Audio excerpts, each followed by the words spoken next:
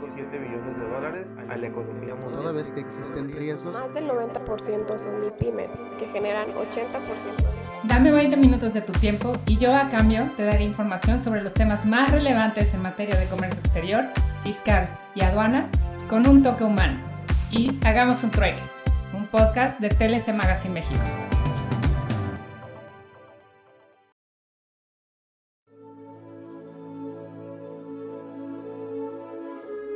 Para ti que eres un apasionado de comercio exterior, trabajas en maquilas, en empresas multinacionales, en agencias aduanales, como contador, que trabajas en y para el comercio exterior, ¿te has puesto a pensar la posibilidad que tienes en tus manos?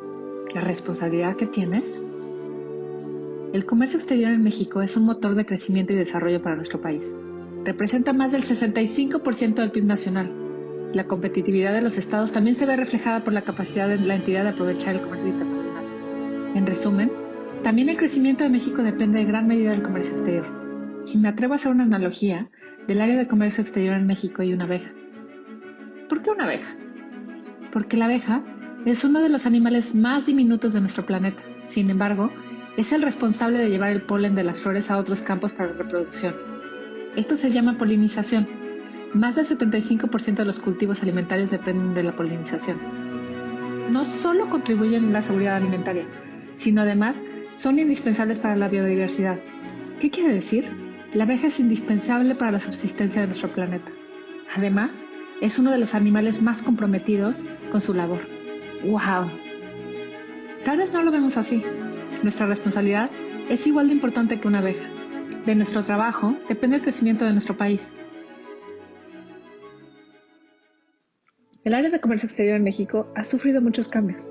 La autoridad nos ha implementado muchas certificaciones, avisos, reportes y también auditorías.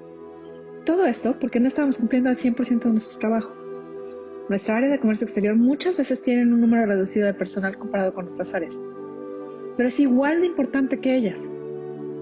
Siempre en nuestra área hay una aceleración que nos caracteriza por estar a prisa para que cruce el tráiler, o corrigiendo para que nos den el packing list, o a prisa capturando el pedimento. En este acelere es importante detenernos y analizar si estamos haciendo bien las cosas.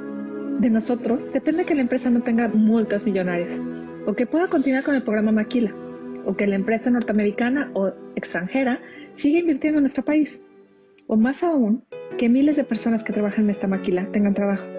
Y como resultado de esto, también la industria de nuestra empresa siga creciendo, y por tanto México crezca, y así podamos poner el nombre de México en alto. Por eso es la pasión de TLC. Nuestro compromiso es poner el granito de arena en el comercio exterior. Así es nuestra misión: ayudar a cumplir, acompañar a las empresas a que hagan mejor su trabajo, para mejorar la vida de los mexicanos. Por eso, hoy te invito a que te enamores día a día de tu trabajo, que entendamos los cambios de la autoridad, pero sobre todo, aplicarlos correctamente para cumplir, por tu trabajo, por tu empresa, por tus compañeros que son tu familia, por tu ciudad, por tu estado, por tu país, por México. Da lo mejor de ti para cumplir. En TLC Asociados queremos acompañarte también para que puedas cumplir de la mejor manera. Be the best, be yourself, be compliance, be México, be TLC. Doctor Juan Rabindranath Cisneros, quien es el rector del Centro Universitario de Estudios Jurídicos, ya con varios planteles. Ya hay un plantel en Baja California, el cual me honró a mí invitarme a ser director junto con Ricardo Méndez. Hay un plantel en Veracruz, el de Ciudad de México, y en Manzanillo también tiene actividades con las maestrías. Y lo invité para conversar respecto al marco jurídico del derecho aduanero y las áreas de oportunidad en la ley aduanera. Un tanto porque él ha tenido una trayectoria en la Administración General de Aduanas, también la tuvo como litigante, y bueno, pues obviamente todo su desempeño que todos conocemos como académico, bueno, pues, ¿qué puedo decirle, no? La trayectoria que ha tenido ha sido muy, muy interesante. No creen que hay tantos doctores en la Universidad Nacional Autónoma de México, y pues menos hay tantos doctores en el Servicio de Administración Tributaria. ¿no? Entonces fue un privilegio poder haber compartido con él algunas experiencias y sobre todo conocimiento.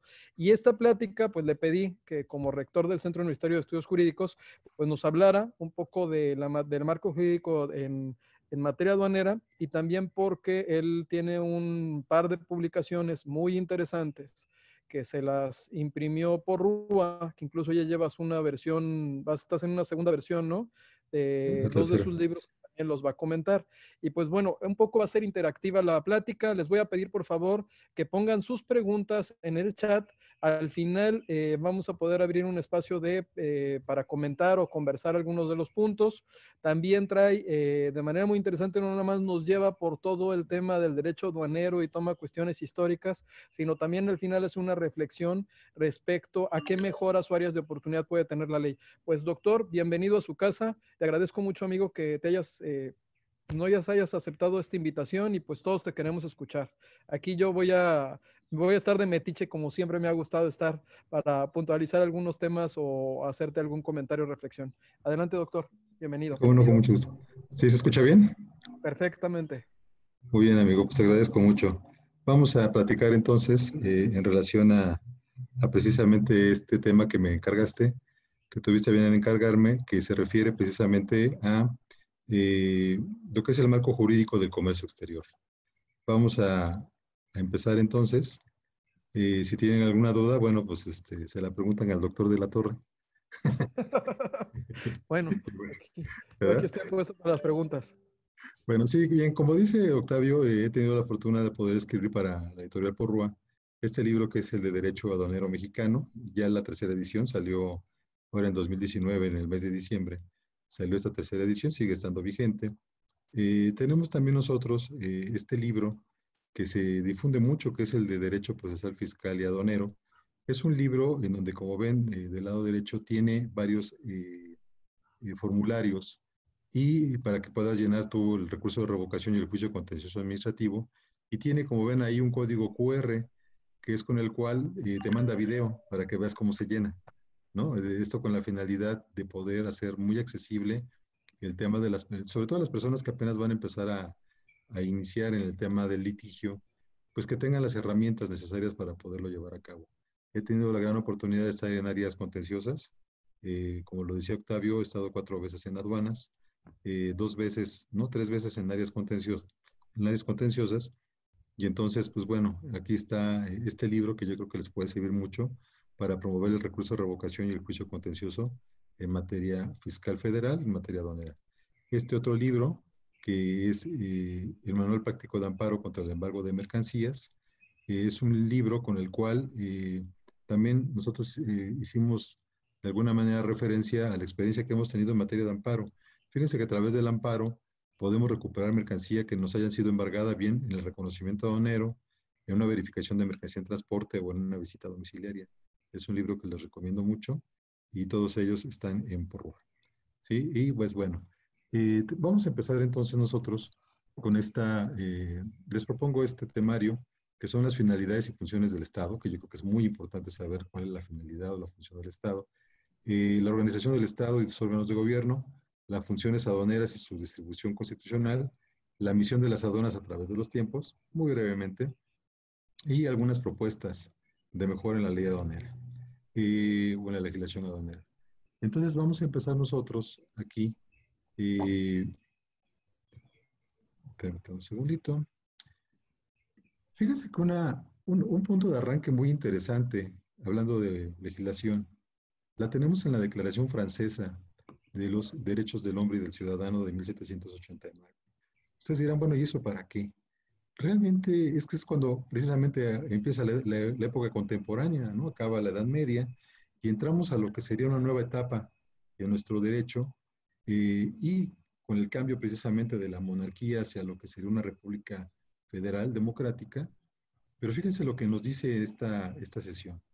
Nos dice que los hombres nacen y permanecen libres e iguales en derechos y las distinciones sociales solo pueden fundarse en la utilidad común. Está diciendo que sí puede haber una diferenciación. La finalidad de toda asociación política es la conservación de los derechos naturales e imprescriptibles del hombre. Aquí arranca todo el tema una nueva generación de derechos humanos, en la cual lo que estamos viendo, cuál es la finalidad precisamente del Estado, ¿no? La conservación de esos derechos naturales que ya hablaban los romanos e imprescriptibles del hombre. Cuando habla de imprescriptibles, incluso nos ha ayudado en algunos juicios, ¿no? Cuando de repente dicen, oye, tienes un plazo para promover y se trata de un derecho humano, pues aquí lo que nos está diciendo la declaración es que son imprescriptibles. Y luego nos dice cuáles son, fíjense, en aquella primera generación. Esos son la libertad, la propiedad, la seguridad y la resistencia a la opresión. Imagínense que en aquellas épocas pues, el monarca es el que tenía de alguna manera la soberanía absoluta, ¿no? Tenía todo el poder, legislaba, ejecutaba las leyes y también de alguna manera resolvía las controversias. Vamos a ver que después, cuando veamos la Constitución de Cádiz, que hay un cambio muy importante en esta manera de ejercer el poder. Bueno, aquí habla de que la soberanía radica esencialmente en la nación. Es un cambio fundamental, ya no en el monarca. Dice aquí, permítame un segundito. La libertad consiste en hacer todo aquello que no se cause perjuicio a los demás. La ley solamente puede prohibir las acciones que son perjudiciales para la sociedad. Yo les invito a que le den una leída a esta Declaración de los Derechos del Hombre y del Ciudadano, que es un instrumento muy importante y se usa también en los juicios, aunque no son obligatorios y vinculantes. Recuerden que los derechos humanos son universales, son interdependientes, ¿no? Entonces, aquí tenemos un buen material para poder hacerlo valer en los juicios. Dice que la ley es la expresión de la voluntad de la comunidad y que todos los ciudadanos tienen derecho a colaborar en su formación. Fíjense qué importante. Siendo todos los ciudadanos iguales ante ella, todos son igualmente elegibles, el tema democrático, ¿no? Para poder votar y ser votados. Por ahí hubo una compañera que me dijo, oiga, pero ¿por qué derechos del hombre? ¿Qué pasó con la mujer, no? Pero bueno, después sí hubo una declaración a favor de la mujer. Fíjense el tema de la fuerza pública. Qué interesante. Aquí lo que dice es que es necesaria una fuerza pública precisamente para garantizar los derechos del hombre. Y siendo necesario para ello, para poder sostener la fuerza pública y subvenir a los gastos de la administración, una contribución común. Fíjense, aquí ya, siempre a lo largo de la historia se ha justificado el tema de por qué el de contribuir y que esta sea equitativa entre los ciudadanos, ¿no? De aquí arranca mucho el tema fiscal, el tema aduanero. Y pues bueno, aquí nosotros vamos platicando y comentando en relación a esto que viene desde 1789. Me puedo ir más para atrás, pero no acabaríamos en el poco tiempo que tenemos. Dice, todo ciudadano tiene derecho, ya por sí mismo o su representante, a constatar la necesidad de una contribución pública. Bueno, vemos también que podemos pedirle a la administración cuentas precisamente de su administración. Esto en la Declaración de los Derechos del Hombre y del Ciudadano de 1789, allá en Francia. Y después tenemos una constitución muy importante de 1814, que es la Constitución de Cádiz, como sabemos es una constitución española, en la que intervinieron diputados de la Nueva España, llámense ahora México, y fíjense lo que dice cuál es el objeto del gobierno. Es la felicidad de la nación, puesto que el fin de toda sociedad política no es otra que más que el bienestar de los individuos. Ya empezamos a ver entonces cuál es el objeto del Estado, qué podemos esperar del Estado o qué le podemos exigir al Estado. De alguna manera nosotros, aquí lo que estamos viendo, es que entonces ya hay un objetivo, un fin de lo que sería el tema precisamente del Estado. Bueno, la Constitución Federal de 1857 de los Estados Unidos mexicanos establece que el pueblo mexicano reconoce los derechos del hombre, que son la base y objeto de las instituciones sociales. En consecuencia, declara que todas las autoridades del país deben de respetar y sostener las garantías de la presente Constitución. Como un dato curioso, la Constitución de 1824 no hablaba de derechos del hombre, ¿no? Y la del 57 sí lo hizo. Y entonces reconoce que los derechos del hombre son la base y el objeto de las instituciones sociales. ¿Por qué es importante precisar esto? Porque precisamente si queremos entender hacia dónde va nuestro derecho y cuál es la finalidad del Estado en este sentido, pues tenemos que también poder tener reflexión en relación a estos ordenamientos que han sido parte de nuestro orden jurídico nacional. Continuamos. La Constitución de 1917 no tiene propiamente señalado un objeto como la de sí, lo hizo la del 57. tendríamos que interpretar diferentes artículos para ver a qué se referían. Como saben, el artículo primero constitucional reformado en el 2011 habla ya de que está prohibida toda discriminación y dice que atente contra la dignidad humana, ¿no? Y en este tenor, entonces, nosotros lo que estamos viendo es precisamente que un punto medular de la función del Estado es que se respete la dignidad de las personas, ¿no? Hasta aquí yo creo que podemos ver hacia dónde avanza el Estado. El artículo tercero, que se refiere al derecho a la educación, que dice que será integral y educará para la vida, con el objeto de desarrollar en las personas capacidades, ¿no? Cognitivas, socioemocionales y físicas que le permitan alcanzar su bienestar. Bueno, el artículo 25 fíjense lo que nos dice. A ver, Octavio, ¿me puedes ayudar a leer este artículo 25, por favor? Oye, ándale, pon la atención, ¿no? Sí, Corresponde al Estado la Rectoría del Desarrollo Nacional para garantizar que éste sea integral y sustentable, que fortalezca la soberanía de la nación y su régimen democrático, y que, mediante la competitividad, el fomento del crecimiento económico y el empleo y una más justa distribución del ingreso y la riqueza, permita el pleno ejercicio de la libertad y la dignidad de los individuos, grupos y clases sociales, cuya seguridad protege esta Constitución. La competitividad se entenderá como el conjunto de condiciones necesarias para generar un mayor crecimiento económico, promoviendo la inversión y la generación de empleo. Bueno, hasta se me enchinó el cuerito, Juan. ¿Verdad? O sea, miren, pasa mucho que cuando volvemos a leer la Constitución, como que se nos ocurren muchas cosas, ¿no? Ahí está, siempre ha estado. Y el problema está en que desafortunadamente muchas veces no lo leemos, ¿no? O se nos olvida. Pero véanse lo que está pasando. Yo creo que es un artículo muy actual, ¿no? Sobre todo hoy en día con este tema que tenemos en la cuestión precisamente de la Rectoría del Estado. El Estado, dice aquí, velará por la estabilidad de las finanzas públicas del sistema financiero para coadyuvar a generar condiciones favorables para el crecimiento económico y el empleo. El Plan Nacional de Desarrollo y los planes estatales y municipales deberán observar dicho principio. Dice, el Estado planeará, conducirá, coordinará y orientará la actividad económica nacional y llevará a cabo la regulación y fomento de las actividades que demanda el interés general en el marco de libertades que otorga esta Constitución. Al desarrollo económico nacional concurrirán con responsabilidad social el sector público, el sector social y el sector privado. Pues bueno, es labor de todos, ¿no? Fíjense que, por ejemplo, hace poco tuve la oportunidad de escuchar unas conferencias de economistas, compañeros de la Facultad de Economía, ya ve que está pegada a la de Derecho ahí en la UNAM, donde tengo el gusto de dar clase.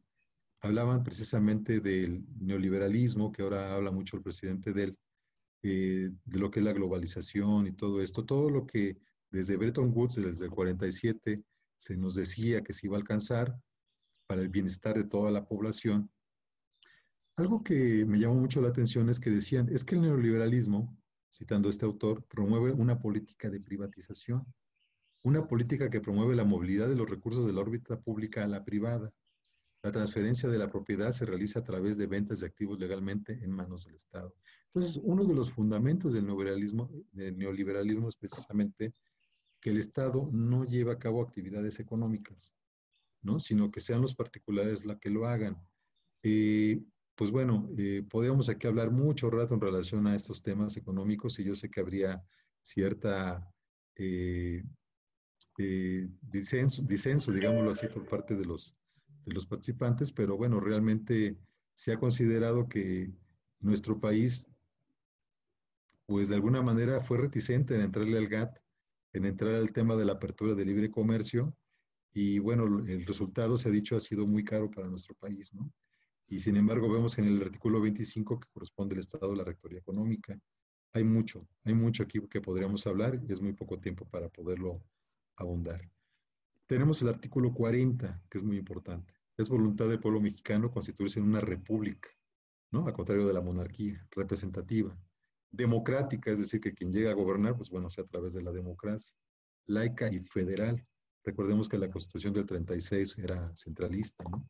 Dividió el país en departamentos administrativos, compuesta por estados libres y soberanos en todo lo concerniente a su régimen interior y por la Ciudad de México, unidos en una federación, establecidas según los principios de esta ley fundamental.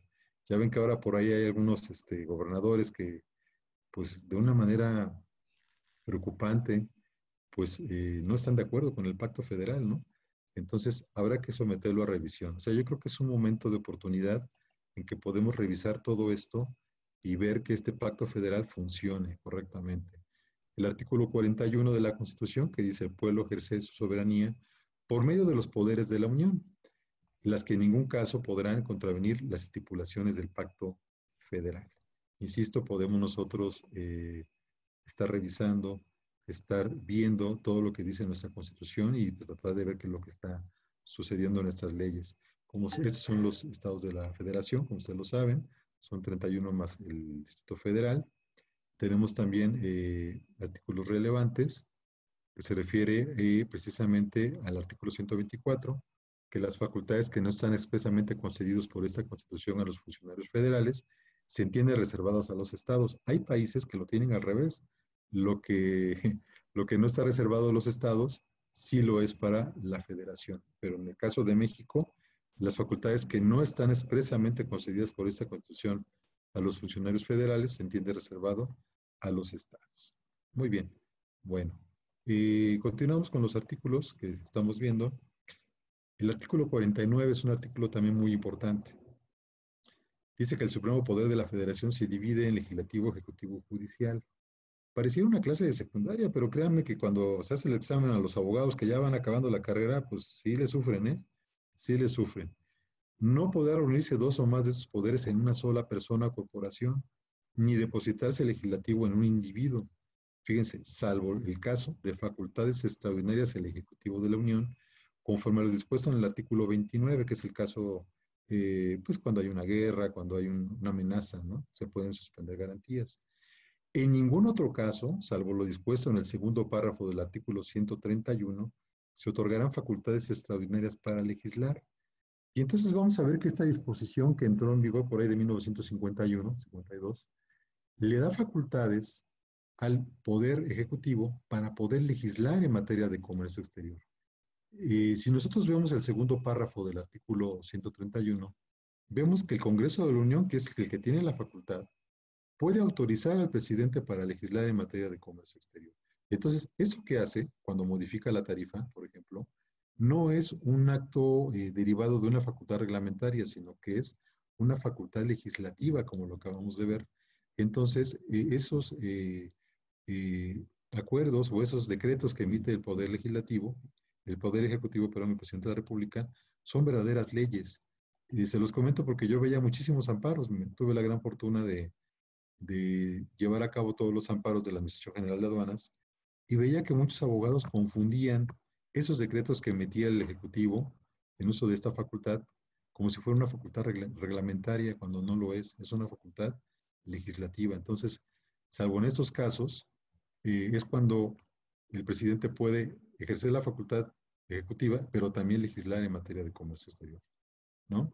Y la organización que tenemos en el Estado, como ustedes saben, es un poder legislativo donde hay un Congreso de la Unión, Cámara de Diputados, Cámara de Senadores, Poder Ejecutivo, Presidente de los Estados Unidos Mexicanos, Poder Judicial, que también incluso los abogados le sufren para saber qué es lo que conforma el Poder Judicial. Bueno, pues tenemos a la Suprema Corte, los tribunales colegiados, los unitarios, los jueces de distrito, el Tribunal Electoral del Poder Judicial de la Federación. Ojo, el Tribunal Federal de Justicia Administrativa no forma parte del Poder Judicial de la Federación. En los estados tenemos el Poder Legislativo, que son las legislaturas de los estados, el Poder Ejecutivo, que es el gobernador, como ustedes lo saben, y en los estados el Poder Judicial es el Tribunal Superior de Justicia de cada estado, que se conforma por juzgados y por salas que conocen por la General de Apelación. El órgano estatal es bastante amplio, tenemos los municipios. Fíjense que desafortunadamente falleció un compañero ahí de la Facultad de Derecho, también maestro del CUEC, que daba Derecho Municipal, y pues era de los muy poquitos, y bueno, habla de toda la estructura del derecho municipal que se heredó precisamente desde la época de la colonia. Y pues bueno, tenemos nosotros que es la base fundamental administrativa de nuestro país, ¿no? La base política. Pues bien, hasta aquí vamos bien. ¿Algún comentario, compañeros? Miren, aquí tenemos a la Cámara de Diputados, nosotros podemos ver aquí cómo se están peleando, ¿no? Bueno, eso es en otro país, aquí no es aquí en México. Ahí la alfombra roja es, seguro es en Italia o en Francia y aquí pues, es verdecita, ¿no? Entonces, seguramente nosotros aquí no cometemos esas cosas. Tenemos 500 diputados, como ustedes saben, 300 diputados. Fíjense lo que dice la Constitución, diputadas y diputados. Pareciera que fueran 600, ¿no? Pero no. Son 500 diputados en total, 300 por mayoría relativa, 200 por representación proporcional. Tenemos a la Cámara de Senadores. Es importante ver cuántos senadores hay. Son 128 senadores, prácticamente 4 por cada estado. Y tenemos también, pues, al presidente de la República, ¿no? El presidente de la República, que de alguna manera, como dice el artículo 80, se deposita el ejercicio del Supremo Poder Ejecutivo de la Unión en un solo individuo que se denominará presidente de los Estados Unidos mexicanos. El artículo 90, otro artículo muy importante, bueno, antes del 90, el 89, que habla precisamente de la fracción 13 de la facultad del presidente de la República para establecer las aduanas, señala su ubicación. Muchos aduaneros dicen que el verdadero fundamento constitucional del derecho aduanero es el 89, fracción 13 de la Constitución, no el 31, fracción 4, como lo vamos a ver a continuación. Y el artículo 90 que habla de cómo se estructura la administración pública federal, que será centralizada.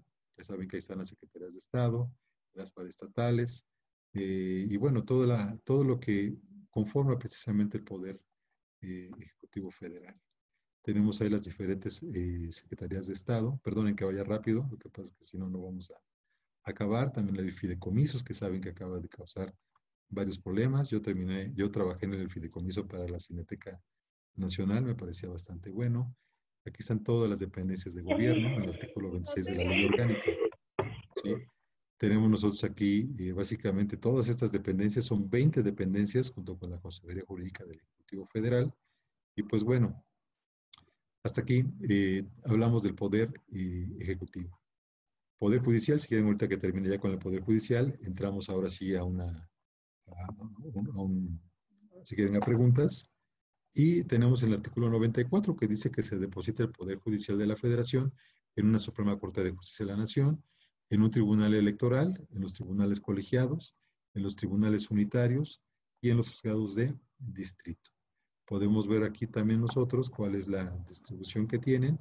Los juzgados de distrito por regla general conocen de amparo, conocen de juicios federales, como los penales federales, etcétera. Los tribunales unitarios que conocen de los recursos de apelación, también conocen de amparo. Los tribunales colegiados de circuito que conocen de amparo directo, recurso de revisión. Y la Suprema Corte que va a conocer precisamente de los recursos de revisión ante la Corte y aquellos amparos o juicios que sean trascendentales. Pues bien, básicamente hasta aquí hablamos de lo que sería la estructura y la finalidad del Estado. ¿Hasta aquí alguna pregunta? No, doctor, las preguntas, si quieres, al final hacemos. Están preguntando sobre la TIG y algunas otras cosas. Avance, que al final varios van a querer tomar la palabra. Perfecto. Bueno, entonces, una vez ya visto cuál es nuestro marco constitucional, nuestro marco legislativo, incluso histórico, vamos a ver las funciones y distribución constitucional que tienen las aduanas. Como les decía, el artículo, bueno, estos son los artículos que de alguna manera afectan a nuestro comercio exterior, a nuestro derecho aduanero. El 31, fracción 4, que como bien sabemos, habla de la obligación de los mexicanos de contribuir al gasto público de la Federación, Estados, municipios, Ciudad de México, de la manera proporcional y equitativa que dispongan las leyes. El 49, que acabamos de ver, que habla de la división de poderes. El 73, fracción 29H, que habla de que es potestad del Poder Legislativo Federal, del Congreso de la Unión, el establecer contribuciones al comercio exterior, por lo mismo es materia federal. El artículo 89, fracción 13, que hablamos que es la facultad del presidente para establecer las aduanas y designar su ubicación. El 117 y 118 de la Constitución nos hablan precisamente de esta facultad a contrario censo que contiene prohibiciones a los estados para regular en materia de comercio exterior, establecer contribuciones. Por aquello de las famosas alcabalas que ya vieron que estuvieron vigentes durante muchos siglos y que, bueno, quieren resurgir. El 131, que como acabamos de ver, dice que es facultad exclusiva de la Federación gravar el comercio exterior. El segundo párrafo que platicábamos, que es el que le da la facultad al presidente de la República para legislar en materia de comercio exterior. Y el 133, que habla precisamente de cómo se encuentra integrado en nuestro orden jurídico mexicano, que tuvo una transformación en junio de 2011, al hablar precisamente de que ahora ya no hay esa pirámide de Kelsen, desapareció o se volvió otra cosa, porque ahora hay un digamos así, un ordenamiento de regularidad, un cuadro de regularidad en la cual tenemos arriba la Constitución, los tratados internacionales en materia de derechos humanos, la jurisprudencia de la Corte Interamericana. Abajo tenemos ya los tratados internacionales que no son de derechos humanos. Y bueno, continúa hacia abajo las leyes federales, los reglamentos, las disposiciones generales. Esto es importante sobre todo para temas de juicios. Y en legislación nacional, pues vean, tenemos muchas leyes, ¿no? Aquí lo que estamos nosotros señalando, la ley de ingresos de la Federación, la ley aduanera, fundamentalmente, la ley de los impuestos generales de importación y de exportación, que saben que tiene la TIGIE, la ley de comercio exterior, que bueno, esta la administra la Secretaría de Economía, el Código Fiscal de la Federación, que es súper importante conocerlo, la ley del impuesto al valor agregado, la ley del impuesto especial sobre producción y servicios, la ley federal de impuestos de automóviles nuevos, la ley federal de derechos, entre otras normas que regulan precisamente la actividad aduanera, ¿no? Faltarían aquí muchas más, pero bueno, no acabaríamos. Y las funciones que tienen las aduanas, bueno, tradicionalmente sabemos que la facultad de las aduanas es fundamentalmente, o tradicionalmente ha sido recaudatoria. Es muy importante durante el México independiente. Imagínense ustedes cuando México se independiza ya por el año de 1821, pues la gran zozobra era primero que lo reconocieran los países, ¿verdad? Como nación independiente. Dos, que el Vaticano nos reconociera como un país independiente, que eso fue hasta 1936, igual España. Y pues bueno, ¿cómo vamos a sobrevivir a los gastos públicos? Y regularmente la aduana siempre fue un elemento muy importante de recaudación y proveedora de ingresos para el gobierno. En ese sentido, también nuestro querido amigo el doctor Andrés Rode Ponce tiene una obra muy destacada en relación a lo que se fue el siglo XIX y la relación de lo que fue precisamente la participación de las aduanas en los movimientos revolucionarios. Casi todos los movimientos revolucionarios de independencia están asociados con los temas fiscales y aduaneros, casi todos. Entonces, pues bueno, tenemos entonces que una de las funciones importantes para la aduana moderna, pues es evidentemente el recaudatorio fiscal. Sin embargo, tenemos otras que también son importantes, como la actividad económica, ¿no?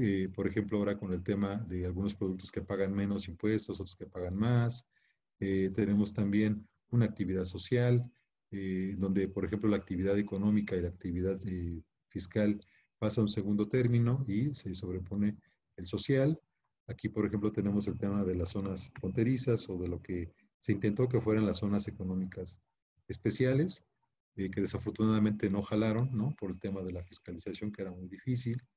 Tenemos una actividad también muy importante que es de salud e higiene pública, que como ustedes bien saben, consiste en impedir que ingresen mercancías a territorio nacional que estén prohibidas o que están sujetas a una restricción o regulación arancelaria y que no se acredite su cumplimiento. Esto con la finalidad, pues, evidentemente, de pues preservar la salud general de la población, la flora y la fauna. Otra actividad, la de inspección y vigilancia, que como ustedes saben, pues la vigilancia que se lleva a cabo por parte de las autoridades fiscales y aduaneras, ahora con la AGACE, ¿no? Y con la emisión federal con la AGAF, con la Emisión General de la Autoridad Fiscal Federal, pues bueno, realizan esos actos post-despacho y pues tienen 5 años para poder revisar las actividades que lleva a cabo los importadores, exportadores. La actividad financiera, que está enfocada a buscar el equilibrio tanto de la balanza comercial como de la balanza de pagos. La actividad internacional, que tiene como finalidad la integración al país a la comunidad internacional a través de los diferentes tratados comerciales. Híjoles, que de cada tema podemos hablar muchísimo, ¿no? Perdón que vaya tan rápido, pero si no nos come el tiempo. Y la actividad de seguridad nacional, que ya sabemos que, bueno, a partir de 2001, con el tema que tuvieron en Estados Unidos con las Torres Gemelas, pues se reforzó mucho el tema o se hizo mucho énfasis en la actividad de seguridad nacional que ejercen las aduanas, con la finalidad de que se evite que ingresen mercancías de uso dual o que pueden constituir una amenaza, ¿verdad?, a la seguridad de los países y de que se puedan fabricar armas de destrucción masiva, radiactivas, etcétera, ¿no? Entonces, la función de las aduanas ha sido muy importante. La misión que tiene en los últimos tiempos, pues es evidentemente muy importante y está enfocado a todos esos aspectos. Y algo por demás relevante es que, bueno, y yo he escuchado mucho y lo he visto en algunas noticias, que el 62% del PIB nacional y el 72% del IVA recaudados se dan por el tema de comercio exterior. Entonces, aquí lo que estamos viendo pues, es que es una función súper importante, a pesar de que ya no hay tantos aranceles, sigue siendo muy importante el tema de recaudatorio que ejercen las aduanas y también el tema de impedir que las mercancías sujetas a restricciones o regulaciones no arancelarias pues puedan ingresar sin ese cumplimiento. Esto se ha vuelto muy relevante ya que prácticamente, por ejemplo, los amparos los dividíamos en dos partes, ¿no? Cuando llegaban, los que eran propiamente tributarios, por decirlo de alguna forma, donde el embargo sirve como garantía del interés fiscal, y otra en donde precisamente el embargo consiste en no permitir que las mercancías ingresen al país si no se ha cumplido con las restricciones y regulaciones no arancelarias. Como sabemos, las multas son altísimas, ¿no? Por ejemplo, incumplir una regulación o restricción no arancelaria es de por lo menos el 70% del valor de las mercancías. Y pues bueno, aquí hay muchas cuestiones por mejorar en nuestra legislación. Y pues en ese sentido, vamos a ver que aquí queremos hacer algunas propuestas para mejorar la legislación aduanera y le pido a nuestro amigo Octavio si nos puedes ayudar, mi querido Octavio, para platicar esta parte. ¿Pero vamos bien? Vamos muy bien. Conversábamos con Juan, ¿no? En cuanto a que la parte del texto de la ley aduanera con las reformas es algo que ya hemos tratado los dos en diferentes foros, ¿no? Desde el 2013, que fue la reforma yo creo que la más importante que ha tenido la ley aduanera. Bueno, recordemos que es una ley de los 90 que ha sido modificada en varias ocasiones, y recientemente la del 2018, que fue ampliamente criticada por algunos sectores relacionados con el comercio exterior, en donde algunos de los puntos rescatables pues, estaban con esta nueva figura de la agencia aduanal para tratar de revertir el efecto de la reforma del 2013, donde desaparecía la figura del sustituto y que al día de hoy se encuentra en espera de que se publiquen las reglas. Pero allá en fuera veíamos que esta regla, esta ley aduanera, se había venido transformando, y en algún momento incluso lo había comentado con el ministro Alfredo Ortiz Mena, incluso con el maestro Máximo Carvajal en una reunión que tuvimos aquí en Baja California, de que se veía dando un efecto de pernormatividad porque cada vez la norma se enfocaba más en mandar todo a las reglas que en realmente establecer los extremos de los derechos y las obligaciones de los contribuyentes, las facultades y las atribuciones de la autoridad dentro del marco jurídico. En todo ese contexto, y después de ver lo que ha venido propiciando el que una ley aduanera se conduzca de esta manera, con la intención de alcanzar a la operación, o por ser una operación tan activa, hemos, tanto el doctor como su servidor, discutido qué buscaríamos o qué identificaríamos como áreas de oportunidad en este marco jurídico. Recordemos que como ley aduanera, pues su principal función es darnos los procedimientos para la entrada y salida de mercancías, pero tiene que cumplir con ciertos lineamientos en cuanto a su arquitectura que decanten, que garanticen, ¿no?, que efectivamente se va a poder llevar a cabo el traslado de las mercancías de un lugar a otro. Incluso en algún momento, en alguna locura, le decía a Juan, pues también habría que hablar de los servicios, y no nada más de los bienes, y tratar de generar un esquema de los servicios.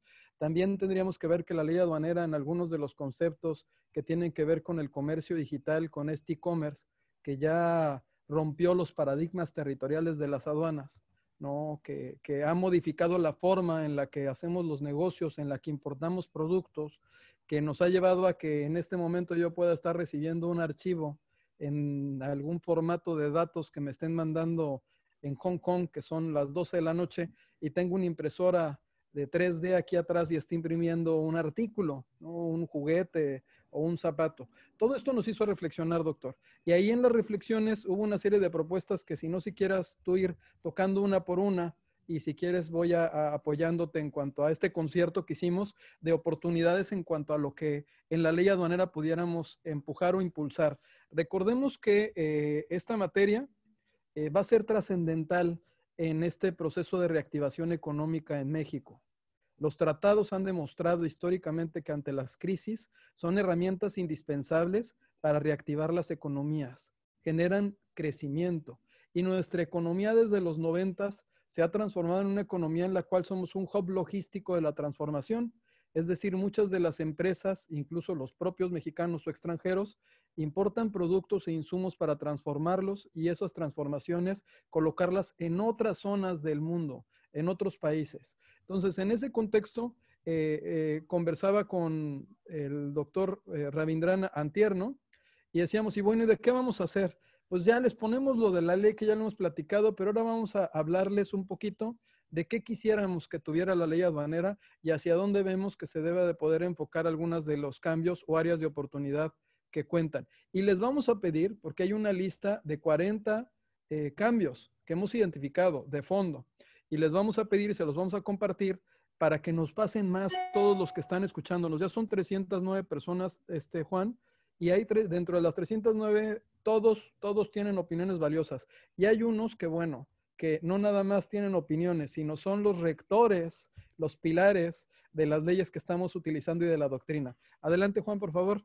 Sí, muchas gracias. Bueno, miren, quise platicar de este contexto y cuando me pidió Octavio que habláramos, qué bueno que pude acabar en la media hora.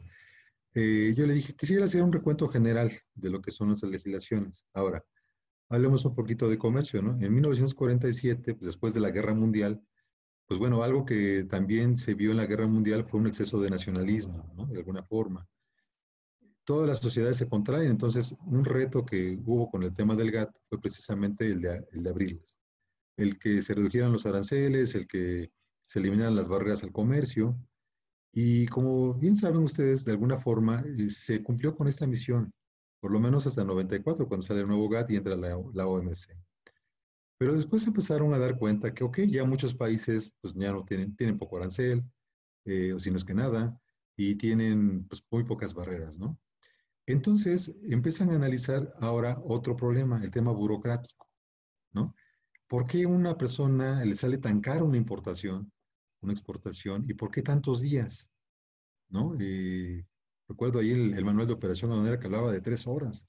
Bueno, el tema es que empiezan a medir la eficacia de los estados. México tiene un nada honroso lugar 52 en materia logística, ¿no? Y estamos verdaderamente muy abajo de muchos países, teniendo y habiendo invertido tantísimo dinero en el tema, por ejemplo, de la ventanilla única. No me dejará mentir, Octavio, que un día que fuimos no recuerdo si fue en Roma, que... Fue en Panamá. Fue en Panamá, ¿verdad? Cuando presentó después del mexicano que presentó... Esa sí, es la que bueno, ¿no? fuimos a presumir la ventanilla única y salimos aporreados bueno, porque después dijo un alemán a modo de gracia, ¿no? Después de nosotros, que su ventanilla única estaba desde el año de 84, con las computadoras del 84. Era de Singapur, y yo me acuerdo que Juan, cuando estábamos escuchando la presentación del equipo mexicano de la ventanilla única de comercio, pues empezaron con el 2011 y hablaron de todo lo que estaba y lo que estaba implementando. De verdad que en el Parlamento Latinoamericano, en Panamá, nos sentíamos como si estuviéramos coreando al equipo mexicano y la selección mexicana, Juan, ¿no? O sea, era de, sí, ¿no? Sí somos, y sacábamos el pecho. Pero después viene la participación del alemán y de la persona de Singapur, y te das cuenta que ellos generan su propia ventanilla única del 86, si no recuerdo, al 89, y cuando ni siquiera existía todavía la primera página web, cuando todavía no se daba la primera transacción por medios electrónicos, ¿no? Entonces, pero ellos dicen, en su forma de ver las cosas, que era parte de lo que traes de las áreas de oportunidad, que su primera inversión fue en la capacitación. Fue en la capacitación del personal del sector público, en herramientas tecnológicas y en conocer la norma, y del sector privado como 2 pilares. Pero bueno, adelante. Sí, muchas gracias. Entonces, fíjense, empiezan a medir y es cuando viene el acuerdo de facilitación, que si se dan cuenta uno de los pilares pues, es la ventanilla única, ¿no? Evitar que un mismo trámite lo tengas que hacer ante 10 autoridades, que un mismo documento lo tengas que presentar ante diferentes, cuando sea el mismo y a lo mejor hasta lo tienen. Entonces, eso fue una de las cuestiones de las que se dio la tarea con la finalidad de homologar los trámites, hacerlos más sencillos y que los países fueran más eficientes en materia aduanera y logística. Bueno, entonces es cuando viene este acuerdo de facilitación que ahora que revisamos el TEMEC en la unidad 7, pues vemos que efectivamente pues, no hace más que reproducir lo que dice en mucha parte del acuerdo de facilitación. Bueno, la primera unidad habla precisamente de eso. Pero aquí lo interesante es que entonces empezamos a ver que por un lado tenemos la facilitación de comercio de una manera muy fuerte y es lo que nos estamos obligando como país. Pero por otra parte tenemos un problema con el control muy grande, ¿no? El control aduanero pues es sumamente importante. Hubo varias reuniones que tuvimos cuando tuvimos la oportunidad de estar el año pasado en el SAT. Y muchos empresarios me decían, es que no queremos facilitación, lo que queremos es control. No, no nos interesa la facilitación, o sea, el país así funciona. Digo, yo sé que aquí puede haber gente que diga, oye, no, sí, estamos de acuerdo en el control, y hay quien diga, sí, estamos de acuerdo con la facilitación, ¿no? Y sabemos que en el punto medio de estas dos ideas que parecen irreconciliables, pues está el análisis de riesgo, ¿no? Y el empleo de las tecnologías de la información. Efectivamente, se ha invertido mucho. Desafortunadamente, yo creo que el gran problema que hemos tenido, esa es mi opinión personal, es que la gente no está capacitada. Bueno, es difícil, digo, muchos de nosotros tenemos años en esta materia y sabemos que no podemos saber todo. Uno. Dos, cuando ya te lo aprendiste, ya lo cambiaron o ya se te olvidó. Entonces, eso hace que la materia sea complicada. Ahora, si a un compañero que trabaja en aduanas le das un curso de, por decir, 11 semanas y lo avientas a la aduana al ruedo, dudo mucho que conozca todas las legislaciones. Dudo mucho que sepa clasificar bien. O sea, y más que nada su orientación es diferente. Entonces, yo creo que más bien aquí es una capacitación constante que se le tiene que dar al personal y emplear bien el tema de las tecnologías. Sí funcionan, sí funcionan. El problema, insisto, es que hay mucha rotación de personal. Y eso yo creo que afecta mucho a la función aduanera en nuestro país. Como saben, también tenemos el convenio de Kioto revisado, el acuerdo de facilitación de comercio de la OMC que he venido haciendo referencia. Y bueno, entonces, ahora, ¿cómo adecuar nuestra legislación hacia esto? Hay mucha gente que dice, no, la ley está bien, no es cambiarle nada. Yo creo que no. Yo creo que sí hay mucho que le podemos hacer, Bueno, ¿no? hay muchos que dicen, no cambies la ley, vamos a seguir haciendo reglas, ¿no? Vamos a seguir haciendo reglas porque las reglas se han convertido bueno, yo conozco muchas reglas que tienen nombre y apellido, ¿no? O sea, que son reglas exprofeso para ciertos temas o cierto tipo de operaciones. Si quisiéramos nosotros eliminar la corrupción en un gran porcentaje, pues lo principal sería que esas reglas las subiéramos a reglamento y las que fueran realmente indispensables tratar de subirlas a la ley y que las reglas no fueran ese instrumento de moneda de cambio tan constante, ¿no? Porque tampoco, aunque sea dinámica la materia, Juan, tampoco es tan dinámica, no sé si me explique, o sea, sí puedes hacer una planeación a 1 año o 2 años respecto a qué vas a implementar, pero bueno, en los principios, ¿no? Era una de las partes que en algún momento conversábamos, que se establecieran estos principios, sin importar que es un principio que ya de por sí tuvieras como dado, ¿no? Sí, miren, que si quise ver la primera parte que les acabo de poner, porque si se dan cuenta, fue una preocupación del constituyente que ningún individuo tuviera dos o más funciones, ¿no? Que ejerciera, por ejemplo, el poder legislativo. Pero cuando vemos las reglas, vemos que el SAT de alguna manera legisla con las reglas, cosa indebida. 2, ejecuta y 3, resuelve los procedimientos. O sea, está de alguna manera disfrazada, esa es mi opinión, pues sustentada lo que acabamos de ver, en donde no debiera de hacerlo. Para eso está la ley y para eso está el reglamento, ¿no? El tener, por ejemplo, el tema del padrón de importadores en reglas, pues, todas las reglas del mundo, ¿no? Todas las que se les ocurran, me parece que eso es algo que de alguna manera afecta mucho. Sin embargo, mucha gente lo defiende, ¿eh? Yo, la verdad, no estoy de acuerdo. Pero bueno, no me estoy adelantando. Pero ahí, bueno, ahorita que entres al del Sí. padrón de importadores para hacer el comentario. Sí. Para no Miren, adelantarnos. empezamos con algunas observaciones, ¿no? Por ejemplo, la ley habla de principios y no tiene ningún principio. O sea, yo creo que por lo menos mucha gente me ha dicho, oiga, ¿por qué no le ponen el de buena fe?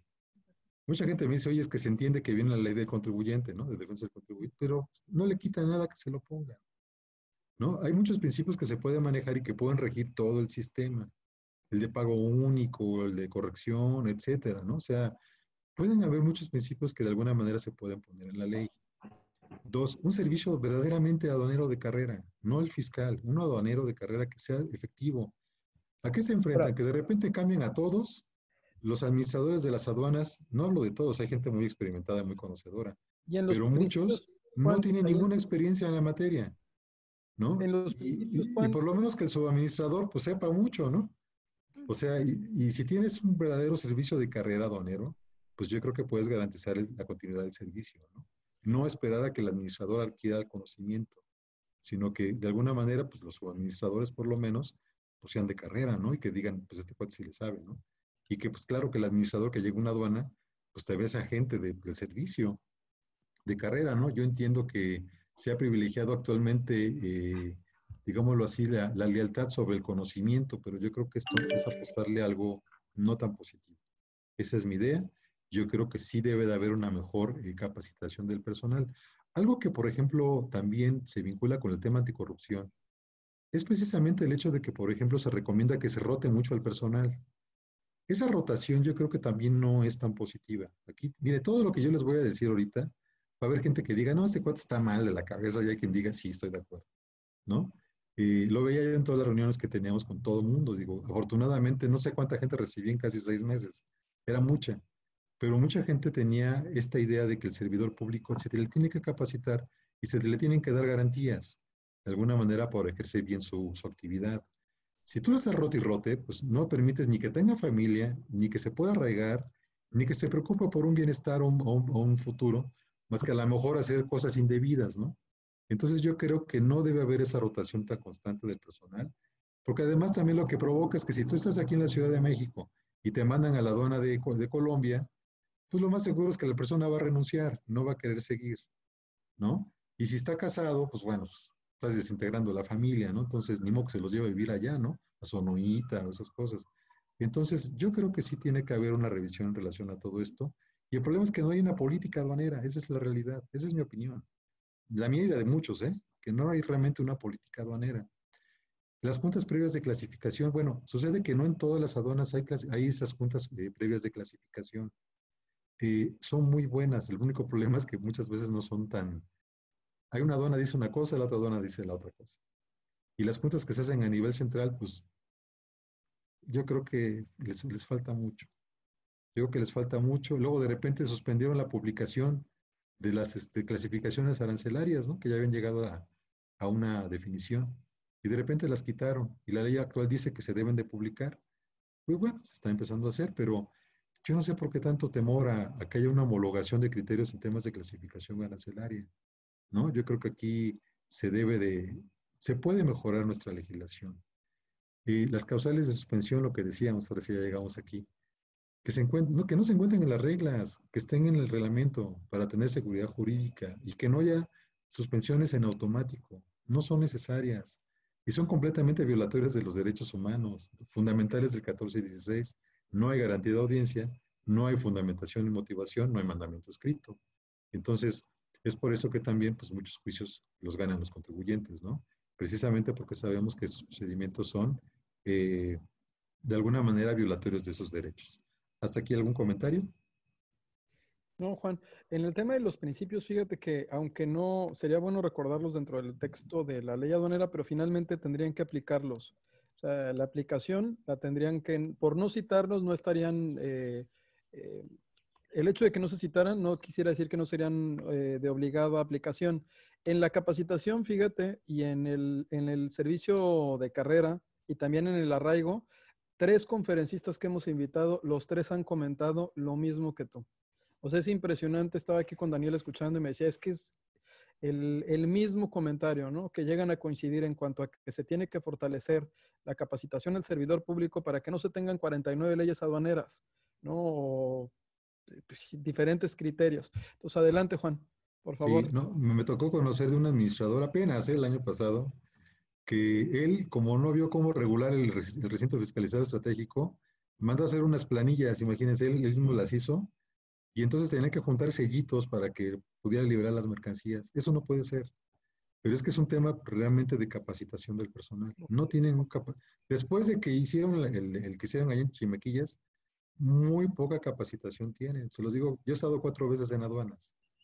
O sea, realmente no hay una capacitación al personal. Si no eres autodidacta o no te dedicas a estudiar tú solito, pues realmente te quedas con lo mismo. Y aparte no tienes tiempo, ¿no? Porque hay un chorro de asuntos. Y funciona mucho el siempre se ha hecho de esa manera, Ah, ¿no? sí, ¿Por bueno, qué? sí, Porque sí, sí. siempre ha sido así, no el que te aplique la ley. Y también funciona mucho, oye, pero es que lo dice la ley, no, pero ¿y dónde está la regla? No, pues que no lo dice la regla, lo dice la ley. No, no, no. Si no lo dice la regla, no aplico lo que dice la ley. También ahí es un tema un poco de estructura. En el tema de la suspensión de los padrones, acuérdate que la reforma la reciente reforma incluso incorpora, ¿no? En la cancelación en cuanto a una facultad, porque siempre se estableció que no tenía facultades para cancelar el padrón de importadores. ¿Te acuerdas que en la ley aduanera no había una sola causal, ni siquiera el procedimiento de suspensión, ni se mencionaba? Podrías llegar a reflexionar que si te hacía falta alguno de los requisitos para solicitar el padrón, pudiera interpretarse, que pudiera darse el supuesto, pero no así, que te establecieran era un código gigantesco de supuestos en los cuales podías caer en suspensión, incluso hasta por temas que pudieran ser errores invencibles, que nunca ibas a poderte dar ni cuenta, pero tampoco los íbamos a modificar. Pero en esta reforma, la reciente, ya se establece esa facultad. Muchos de nosotros, cuando vimos que pasó la reforma, incluso dijimos, pues bueno, finalmente nos terminaron dando la razón después de muchos juicios de que no la tenía.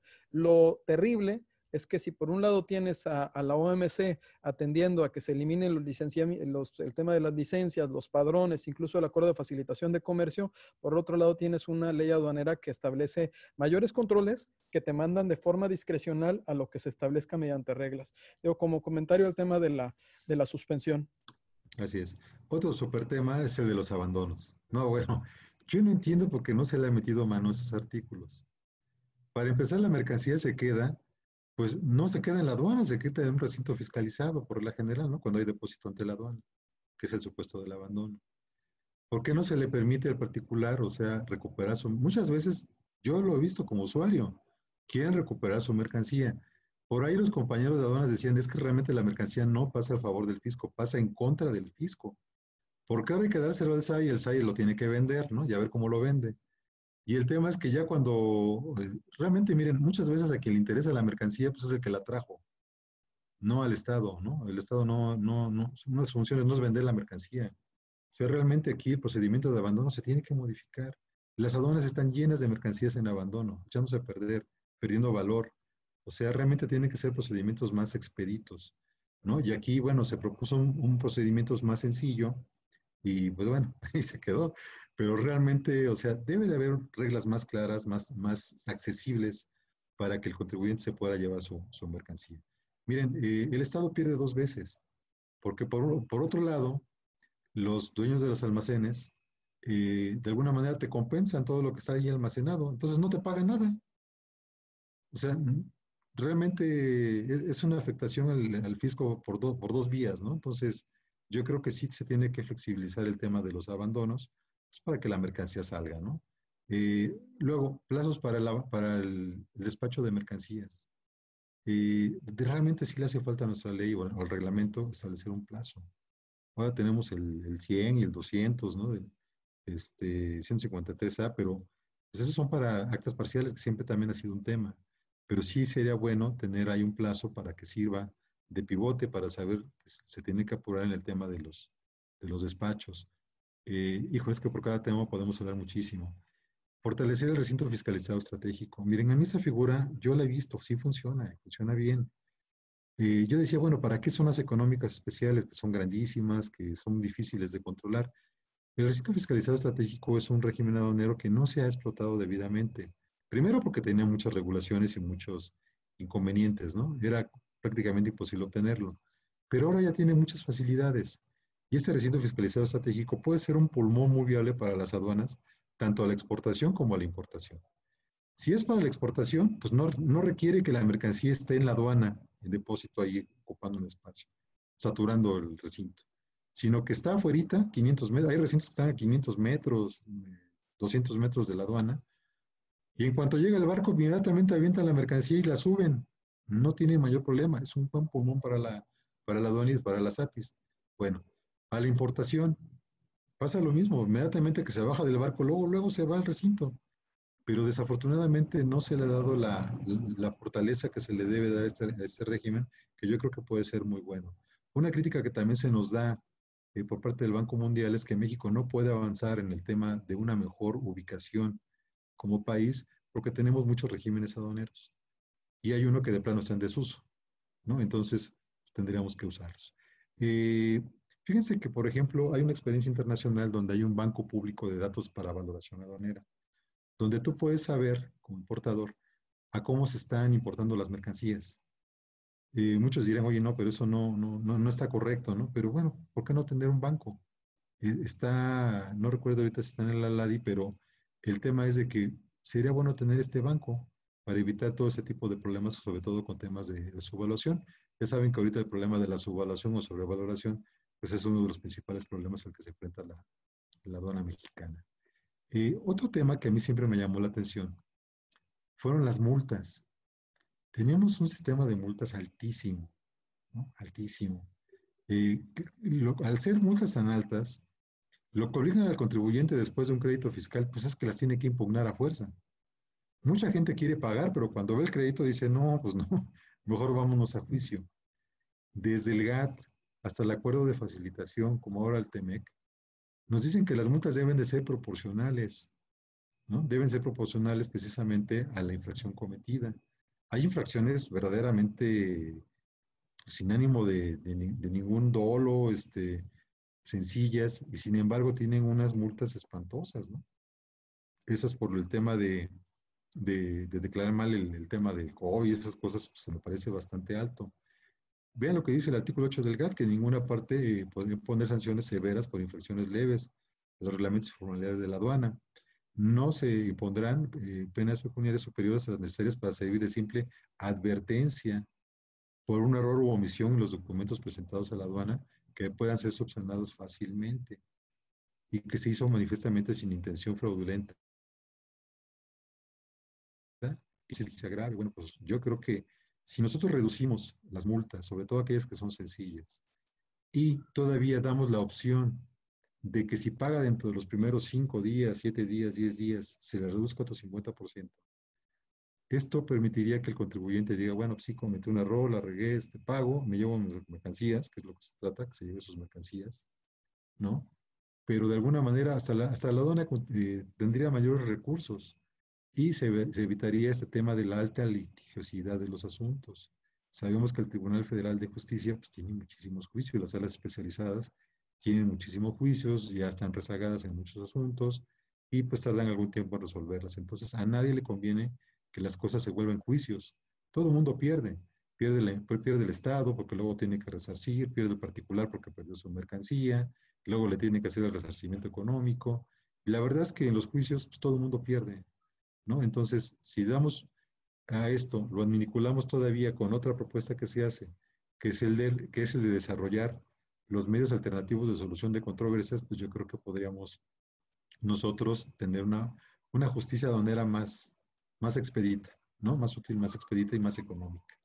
Fíjense que, por ejemplo, cuando hablamos de los medios alternativos, que además es una obligación que establece el artículo 17 constitucional, que obliga al legislador a legislar en estas materias, y que en materia aduanera prácticamente no existe más que el acuerdo conclusivo, pues podríamos resurgir, por ejemplo, o crear una figura del jurisconsulto aduanero, ¿no? Que conociera bien de la materia, que propusiera soluciones, alternativas, los peritos acreditados para poder decir cuestiones de clasificación arancelaria, árbitros, es decir, podríamos nosotros establecer figuras que puedan ayudar a que las mercancías salgan de las aduanas, a que se cumpla con el tema aduanero, con toda la disposición aduanera, y yo creo que esto sería muy importante para poder hacer una aduana más expedita y eficaz.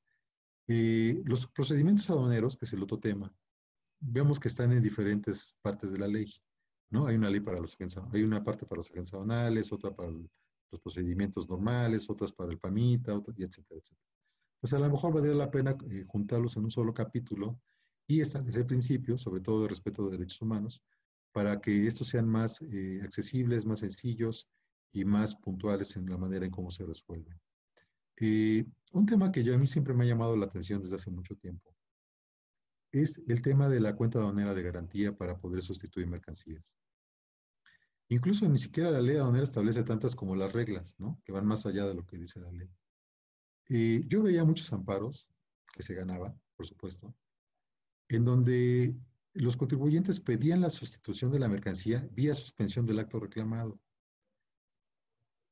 El freno que se tenía es de que la ley aduanera, el 154, no establece un plazo para que se acuerde, como sí lo hacía la ley de 91.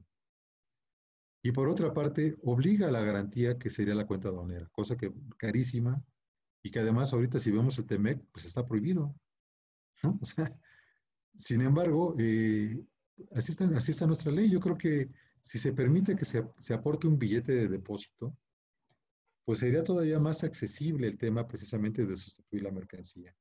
Es decir, si tú tienes una mercancía que llega a la aduana y te dicen, oye, pues ¿qué crees? Aquí hay un crédito fiscal. Oye, pero no estoy de acuerdo yo en él, pues puedo ofrecer ahí un billete de depósito para sustituir la mercancía y llevármela, ¿no? Sin necesidad de pagar el crédito, porque si pago el crédito, muchos de ustedes no me dejarán mentir, es que después que gane el juicio, para que me devuelvan, esa cantidad que pagué vía formulario múltiple de pago, pues paso un buen rato. Y para la aduana es muy útil, porque si de alguna manera, en vez de tener el contenedor ahí parado, embargado, pues mejor que me dé un billete de depósito, lo meto en la caja fuerte y se acabó. O se lo mando a recaudación para que lo administre. El tema es que hay muchas áreas de oportunidad a través de las cuales, a mi manera de ver, se pueden simplificar los procedimientos y pueden ser más ágiles, más justos y sobre todo respetando más el tema de la seguridad jurídica.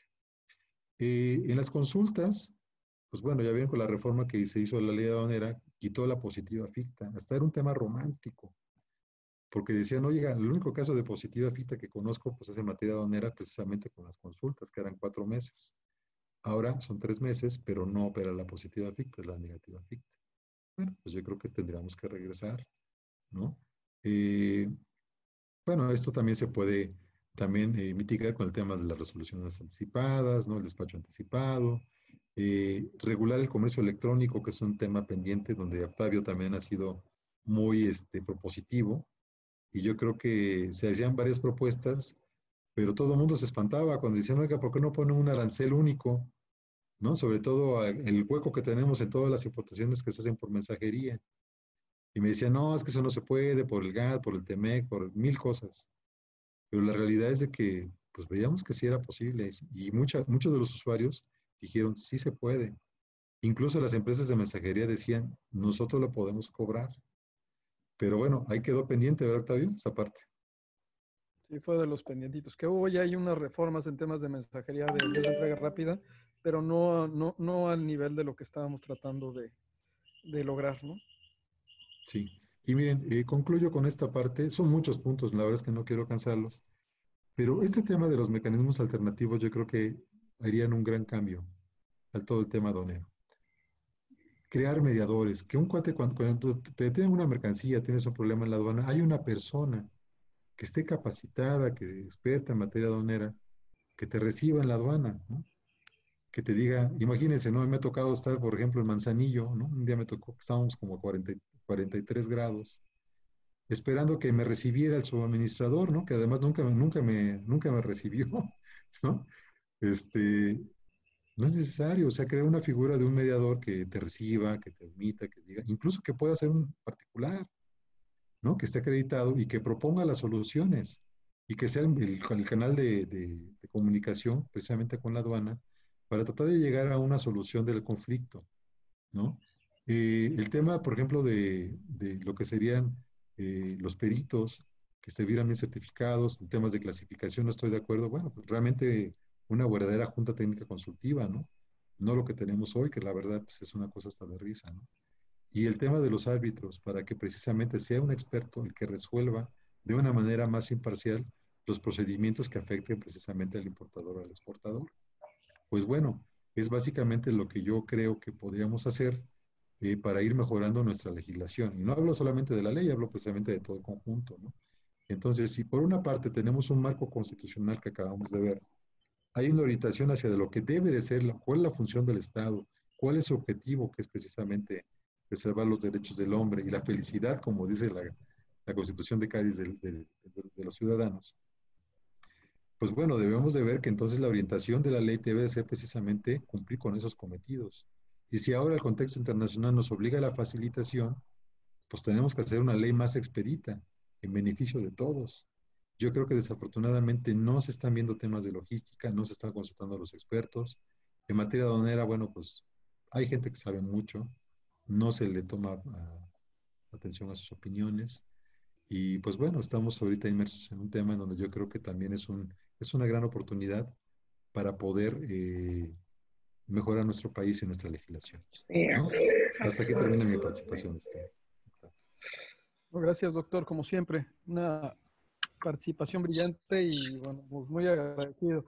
Y vemos pues muchas personas, doctor, de toda la República Mexicana. No sé si podamos abrir los micrófonos por si alguien quiere hacer alguna pregunta al doctor Ravindrana, ¿no? Ahí había una reflexión que nos hacía el Tigre, Enrique Herón Jiménez, que ayer estuvo con nosotros con una brillante exposición relacionada con el Laboratorio Central, sus inicios y el sistema armonizado. Y él nos preguntaba un poco de que en el tema de la LIEGE, con la implementación de la sexta enmienda, me dice, viendo la estructura del gobierno federal, ¿sabes qué pasa con la publicación de la nueva LIEGE? Porque está tardando tanto tiempo. En tu experiencia en aduanas, ¿cómo se puede influir en el publicado y presionar a la Secretaría de Economía? Es la que ha estado en proceso, que se encuentra en proceso legislativo, hasta donde yo tengo conocimiento, y estaría en proceso, en este proceso, pero no se ha concretado. En tu experiencia, ¿qué es lo que le dices a Enrique que pueda hacerse? Porque ayer era una de las preguntas que le hacían a Enrique Jiménez. Sí, pues saludos a todos, a nuestro buen amigo Enrique Herón. Veo por ahí al doctor Máximo Carvajal, le mando un cordial saludo, nuestro querido maestro. Pues realmente es un tema complicado. Yo sé que ya está en el legislativo. Yo he escuchado cosas, pero a nivel, digamos, de charla, ¿no? De charla, que ahí hubo un problema con un funcionario de economía que ha sido reacio a que se publiquen las enmiendas, ¿no? Más bien por un tema personal, es lo que me han dicho, que yo creo que afecta mucho el tema del país. No entendemos el por qué no se ha publicado esta enmienda. Desde Hacienda, sí se preguntaba, se le preguntaba qué pasa, dice, no, es que estamos trabajando en ello. Oiga, pero me dicen que estaba listo, pero casi inmediatamente, ¿no? Yo sé que muchas gentes que incluso están ahorita conectadas tuvieron intervención en esta nueva enmienda y que ya estaba lista desde hace años, pero pues por alguna razón que honestamente yo desconozco, pues no ha salido. Actualmente, pues yo sé que está ahí en el legislativo, que pues, está en ese proceso y esperando, ¿verdad? A ver a qué horas sale. Creo que Enrique Herón, pues tenía precisamente una participación muy directa junto con otros vistas en tema de esta enmienda y pues que ya estaba lista desde hace tiempo, ¿no? ¿Por qué no ha salido? No lo sé, honestamente. Aquí hay otra pregunta, bueno, que si les vamos a compartir la presentación, sí, a todos los que se registraron les vamos a compartir la presentación, por supuesto. Sí, claro. En tu opinión, Juan, ¿no? El tema del RFE, conforme al 135, inciso B, 135B, fracción segunda de la ley aduanera, no indica las regulaciones y restricciones no necesarias de otras dependencias. Lo que dicen aquí la reflexión es que en Manzanillo, en los recintos fiscalizados estratégicos, no están dejando que las mercancías vayan al RFE si no cumplen con la regulación y restricción no arancelaria previo a su envío al almacén. Quisimos cumplir las de economía, pero ahí pues también habría una colisión con lo que establece la norma, ¿no? Es que miren, parece que uno aprieta y el otro desaprieta, ¿no? O sea, es un problema. Nosotros queríamos que no tuviera regulaciones para que se pudiera ir. Sí, conozco el tema de Manzanillo, ahí se autorizaron algunos registros, unos recintos fiscalizados. Es una gran figura. El problema es que si te exigen el tema del cumplimiento de la regulación, pues eso no va a caminar bien, ¿no? Bien lo dicen. Y luego había un problema con las claves, que se volvió un verdadero lío. Pero realmente es que luego Economía decía, no, ustedes no se metan en eso de las regulaciones porque esa es mi cancha, ¿no? Ha sido un problema, ¿eh? Ha sido un problema entre que no nos ponemos de acuerdo, no nos hemos podido poner de acuerdo entre lo que es la Secretaría de Economía y la Secretaría de Hacienda, ¿no?